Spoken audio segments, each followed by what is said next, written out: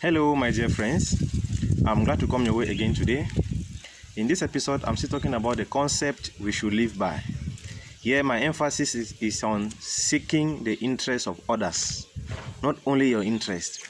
You know, I've said the mind thinks. To think is to reflect, is to brainstorm, is to seek a solution, is to seek to get to a conclusion.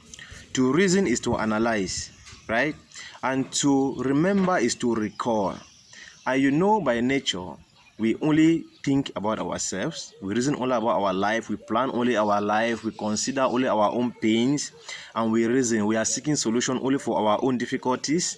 And we recall only the things that concern us. About others, we forget it. And that's the concept that I am condemning. So in this episode, my emphasis is coming from Philippians chapter 2. And let's just look at it, verse 3 and 4. I read it from the Good News Bible. It says, don't do anything from selfish ambition. This is what Apostle Paul is condemning. Kill selfish ambition. Don't do anything from selfish ambition or from a cheap desire to boast. The reason why you want to succeed alone is because you want to boast. You want others to celebrate you. You want others to almost worship you or to always consider your advice. That is why you want to be in front alone. A cheap desire to boast. Paul is condemning it. But he says, but be humble towards one another, always considering others better than yourself. Other version says, always considering others more important than yourselves. This is verse 4. It says, and look out for one another's interest. Not only your interest, not just for your own. Look out for others' interest, not only for your own.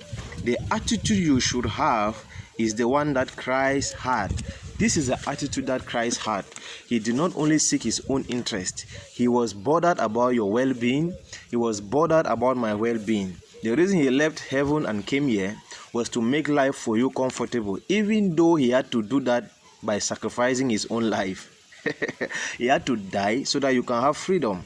He had to die so that you can have peace. And he did this because of the well-being of others. You see, in 1 John chapter 3 verse 16, we are even advised to lay down our own lives for others. If you doubt me, go and read it for yourself. 1 John chapter 3 verse 16. What does it mean to seek out the interests of others? Is to search. To seek is to search. Is to go all out until you get the solution. Is to use your energy, your time, until you lay hold of what you are looking for. But this time is not for yourself, it's for others. You want the well-being of others. Whoever they are, your desire for them is a happy life. Your desire for them is a glorious life. And Paul is telling these people that they should not only seek their own interests. They should not seek only for their own peace.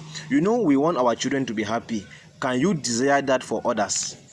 The Bible says in Matthew chapter 7 verse 12, whatever you want people to do for you, do to others. You want people to honor you. You want to boast. Can others also boast in your place? Can you also make others to boast? The same way you are craving this, can you also crave it for others? I wish us all well, my dear friends. Seek the interest of others in your business, in everything that you are doing, in everything that you want to do. Are others considered? I wish you well, my dear friends. Bye-bye.